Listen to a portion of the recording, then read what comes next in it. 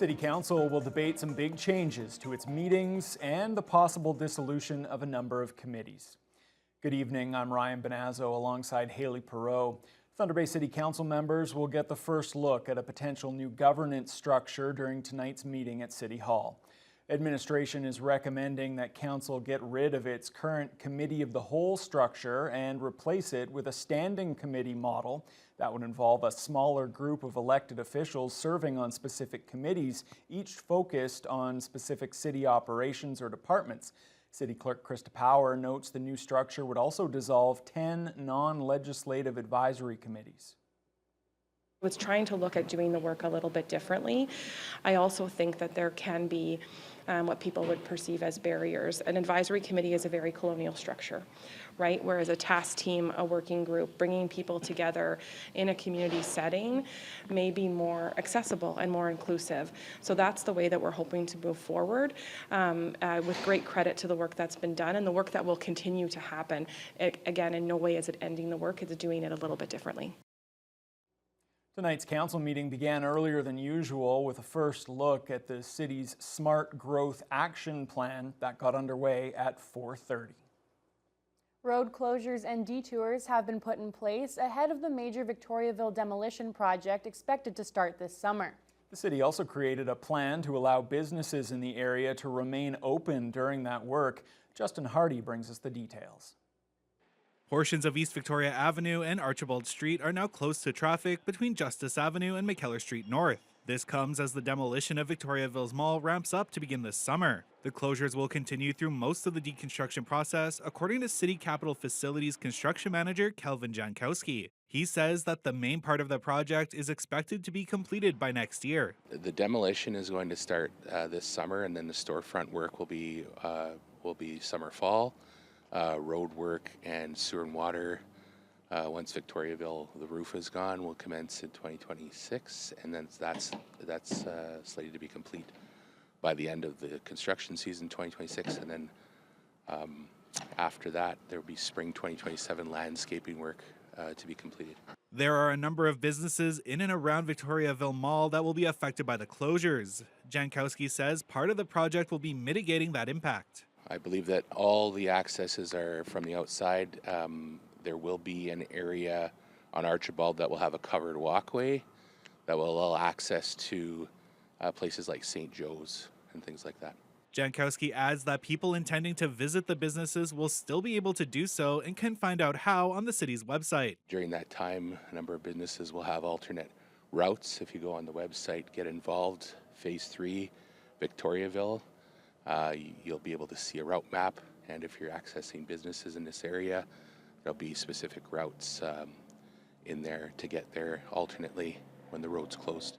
Justin Hardy, TBT News.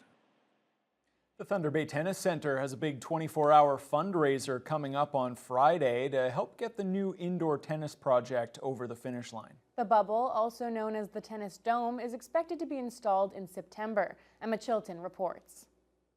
The Thunder Bay Tennis Center is still in waiting mode for construction of the new tennis dome, while pre-work is being done on the base for the long-awaited structure. Director of Tennis Jamie Grieve says the dome won't be complete until the fall. We're pretty fortunate that the grade beam is with the bubble actually that it attaches to is already completed. It was completed last fall. So Tom Jones and Bruno's Contracting, our contractors, are basically finishing off the base for the tennis court. It needs to be asphalted. And then after that, the air dome was already purchased, so the bubble manufacturer Farley Group is looking to come up the first week of September to have the air dome installed. Grieve says the tennis dome will have other uses. The air dome will have 6 indoor courts. One of those courts will have 4 permanent pickleball lines down as well. So in the daytime hours, we'll be offering pickleball. And then for our tennis members, we're going to have programs all year round. The center will be hosting a unique fundraiser this Friday to help with construction costs. Friday from 9 a.m. until Saturday morning 9 a.m. we have a 24 hours of tennis fundraiser for the Rogers Tennis Dome. We have done these type of events in the past. COVID kind of put a damper on them, but we thought this was a great time to get the community out and see the facility, see the construction going on. The fundraiser does not require registration and is drop-in friendly. And if anybody would like to make a contribution to the fundraiser, they can go to the website thunderbaytennis.com. Emma Chilton, TBT News. The Indigenous group known as Feathers of Hope hosted an event for youth to discuss the criminal justice system. High school and university students from 60 First Nations across the region came to participate. The recent event at the Superior Inn featured guest speakers to address and answer questions on different aspects of the criminal justice system and answer any questions the youth had. The goal was to fill in gaps in understanding and further educate possible at-risk youth about the systems in place and ways to reduce their own risk or avoid going down the wrong path. As I mentioned, education for them is important. So, that's one of the comments we do here, is that, they've learned something about what is out there, what, the existing programs are. And they have some very important insights about what would be helpful for them. Before I started volunteering, I don't think there was much of a youth input on important topics like this, and now there's quite a few gatherings that we've done. I myself have faced injustices within the court, and I think being able to integrate Indigenous ways into that will help prevent more youth from going down that path or having to struggle from going through the court process. The ultimate goal of Feathers of Hope is to support Indigenous youth and help create a positive change in their communities. A longtime community leader and physician in Thunder Bay is being recognized for his volunteering work. Dr. Prashant Jani has recently been presented with the June Cwood Outstanding Achievement Award for organizing major cultural events and charitable initiatives that promote cultural diversity. Jessica Clement has the story. Dr. Prashant Jani is known by many in the community through organizing the Festival of India and the Festival of Colors, two growing events that emphasize inclusion and the importance of cultural diversity. He has also launched a meal delivery program called Food for Life, which serves over 20,000 meals annually to those in need. Johnny's hard work was recognized this week when he received the June Cwood Outstanding Achievement Award for volunteering. The award is one of the province's highest honors for volunteers and is given to those who have demonstrated exceptional community leadership. Johnny says he's humbled to receive it, but notes that the award actually reflects the selfless work done by many volunteers in the community. This is not my individual recognition or my personal recognition, but this is for the community at large and the blessings of Lord, who has given us an ability to serve others. The purpose of our life is to serve others and make each other's life happy, beautiful, and joyful. While spearheading these events and programs, Johnny continues to serve as an associate professor at Nazem University and as a pathologist at the Thunder Bay Regional Health Sciences Center. He says he hopes the community will be inspired to lend a helping hand. Volunteering, even a small word of appreciation for somebody can be a really good volunteer activity. You don't have to do like a tremendous big activities, like even cleaning somebody's driveway or shoveling a driveways of a neighbor or listening to somebody who is in need can be a good volunteer activity. Our life, the more we give volunteer services to others, our life will be more joyful and will make this world as a better place to live in. Jessica Clement, TBT News. Staff and students at Holy Family School on Roslyn Road had a bit of a scare this morning. The shelter-in-place protocol was activated when a black bear was spotted across the street. All students and staff were kept inside the building while the school worked closely with local authorities.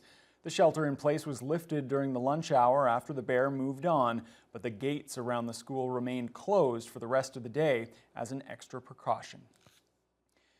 25 more recipients of the King Charles Coronation Medal were honored this weekend during a recognition ceremony at the Thunder Bay Museum. MP Marcus Pawlowski presided over the formal presentation of the medals on Saturday. One of the honored recipients was Faye Steadwell, who owns the longest-running dance center in Thunder Bay.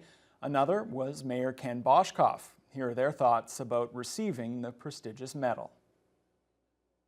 There isn't anybody I know that doesn't like being appreciated, and to be recognized in this way it really makes kind of the years in the trenches kind of worthwhile. So I have to say it's been a very pleasant afternoon, especially with the company that I'm sharing this award with. So it's humbling, and but it does my heart good. I'm really honored to receive it. I was quite surprised. I think there's just been so many people that I've been involved with, helped with in the last 67 years, and community I love, and that must be the reason. The 25 recipients were commended for their dedication and significant contributions to our country, province, and region, with the medals serving as a thank you for that service.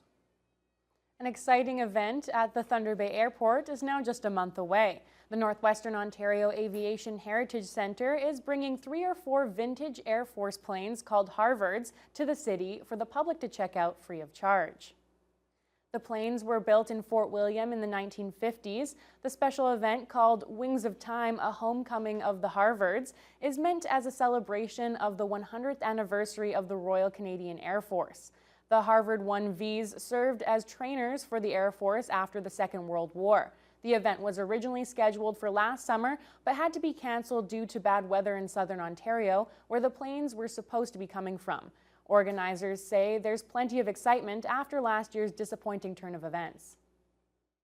We have a lot of enthusiasm for this event. We've had a lot of people who came up to us last year and said, "Oh, I can't believe you had to cancel. I was so looking forward to it." So here we are, and we hope people come out. So originally we had 4 confirmed aircraft coming, all built here in Thunder Bay in 1951 and 52. A couple of weeks ago, there was a change of ownership in one aircraft. So we definitely have 3 coming, and we're prevailing upon the owner of the 4th to also send it. The Harvard's homecoming event will be held on July 19th and 20th from 10 to 5 on the Wasaya Airways tarmac at the airport. Members of the public can also pay to take a ride on one of the Harvards, but those bookings are already nearly sold out. All right, well, let's turn our attention to the weather now. And Fiona, it was a nice warm start to the week. We spent all of last week saying that we couldn't quite get to those seasonal values, but we're back. We're already there. Yeah. That was after a slightly cooler weekend, although we got more sunshine than we originally expected today. Got a little extra cloud as the morning wore on, but we did warm up to a high of 24, and I'm going to use a word we haven't used much yet this year, humidex. That topped out at 28 this afternoon. That's with winds ranging from completely calm this morning, and then a couple of hours ago we started to see them gust up to 31 kilometers per hour from the southwest, so a nice warm flow in the city of Thunder Bay. Elsewhere in the region, we've got rain moving in from the west. Now, Fort Frances currently at 19, pretty close to our high for the day with a thunderstorm. Red Lake actually warmed up to 25 and a humidex of 29 just a few hours ago. But at about 2 o'clock, we had our first thunderstorm pop up to the northwest, and that's caused temperatures to drop rather sharply in the last 2 to 3 hours. They're currently sitting at 18 Celsius. Further eastward, you can see the temperatures again in the mid-20s, and Sioux Lookout at 24, Greenstone matching that 25, and Armstrong under mostly cloudy skies. Heading closer to the lakeshore, temperatures take a bit of a hit.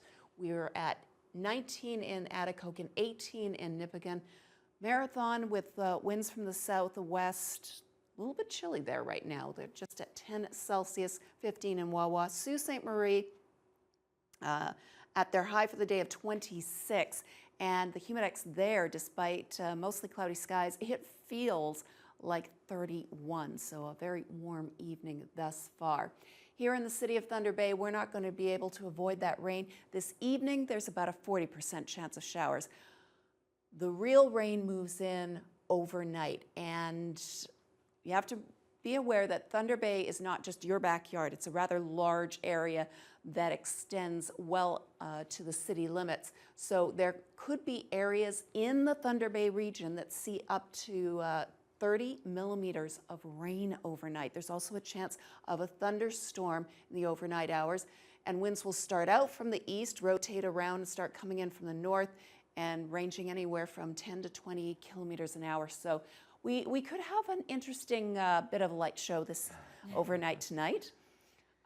Definitely some much needed rain, and I'm always happy for that because I finally finished up, for the most part, the last of my gardening, getting everything in, and I'm really tired of having to turn on the sprinklers. So I'm looking forward to a little bit of rain tonight. I don't know, how about you? Yeah, I think you and a lot of other gardeners, Fiona, would love that rain. Of course, as you mentioned, it is much needed, and this is exactly when I like to get it, in the evening and overnight hours. Absolutely. And then beautiful days. So what could be better than that? Cross my fingers, I'll put in your order. All right, sounds good.